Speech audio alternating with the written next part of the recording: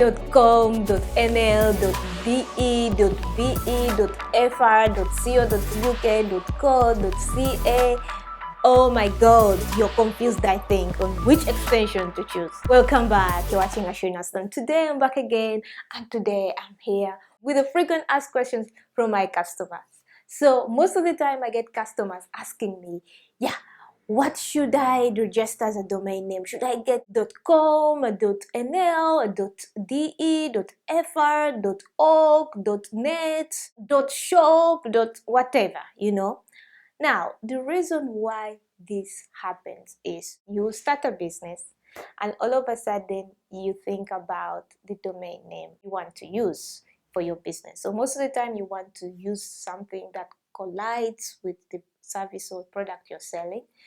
But most of the time there are people out there that buy and pack domains. They just buy them and pack them, and then you cannot get them because someone just bought your domain name. Sometimes it's even your personal name. They buy it and they just pack and keep quiet, and later on they hope to resell it for more money. In my situation, I have an example. My name is Aciero, most of you know, and when I wanted to buy my own domain name, aciero.com, someone else had swept it up. So I couldn't buy aciero.com, but I could buy aciero.nl, or I could buy acieroamsterdam.com, which is a very long domain name, and for so many people it's very difficult to remember. So that's why it was still available, because it was long, but I didn't really want something that long. I wanted just my name, aciero.com, but I couldn't get it anywhere. Yeah, although later on I got people calling me and brokers wanting to sell me the domain name for a lot of money. I think they want 20,000 or something. Yeah, apparently I'm not paying that money for just my name. I'm the only one with that name, so if they want to keep it, they can keep it.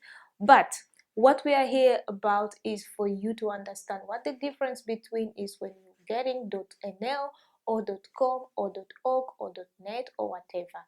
So in my case, like I said to you, I prefer the .com because I was going to build an e-commerce website to provide their products, worldwide. So .com was essential for me.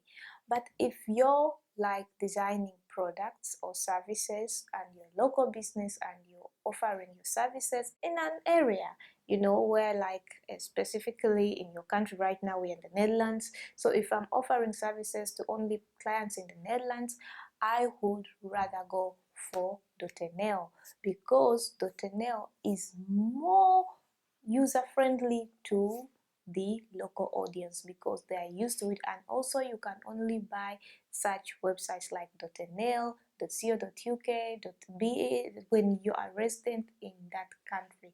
So I cannot go and buy .fr when I'm not residence in France, unless I don't know, but unless I'm a big corporation, which I can. But if you're just someone, a business owner, you're just beginning out and your business is not registered in France, it's not really advisable to do that. So it's better you go with a .com or go with the one in your residential country if that domain name is still available. Like when you go to GoDaddy or the other domain sellers, you can just type in the name you're looking for. In my case, I'll type in aciero.nl, and if you see that that's already there, you can just buy that if you're offering local services, and that will be very valuable to build your brand locally. But if you're just offering products and you're selling services worldwide, it's easier to get a .com. This is because it's more click friendly. The click-through rate of .com is more than the click-through rate which you get on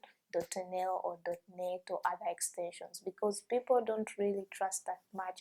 In my own experience, and I've monitored a few websites that I've built for my clients, and you see the click-through rate is higher in a .com than any other extensions. You also have .net, .org, .what.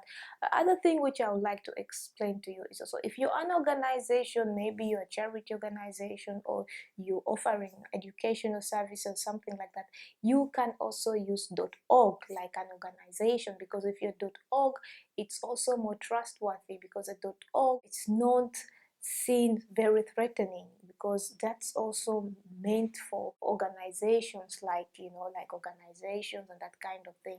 And most of people are like, yeah, but you also have CO. Yeah, so CO is for Colombia, but many people, because they think they cannot get .com, so they prefer to rush out and buy .com.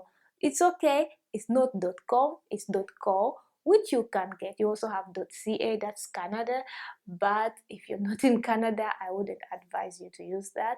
So still advise you to go with a .com.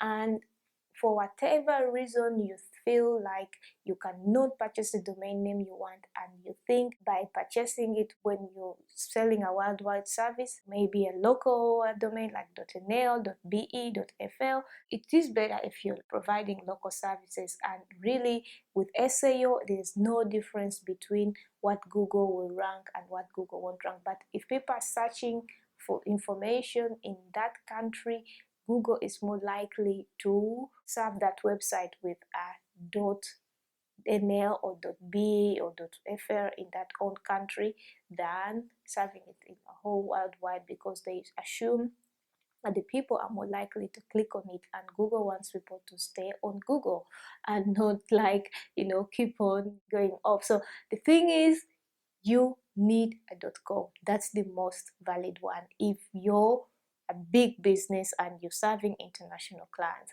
If you're a local business and you're only serving a very focused client base, then take the local extension of your country. You can also choose .net, doesn't matter, but choose the local extension of your country, and most likely those domain names are still available, because not so many people are buying them and packing them. So I think you can make a decision by now, because this has been a question from all people, this versus this. Oh, why would I get .nl? Why wouldn't I get this one? Why would I get this one? Yeah, now you know. If you're new here, consider subscribing. If you're a daily subscriber, thanks for the support. Watch more videos on this channel, how to optimize your website and get more customers for your business. And videos will be linked over here, and you can also check out the end card at the end. And if you're watching these videos and you still don't know what to do, go into the description link below. There will be sources to help you, to guide you in your journey to building a successful business. Now, I hope I was very informative today, and see you in the next video. And go!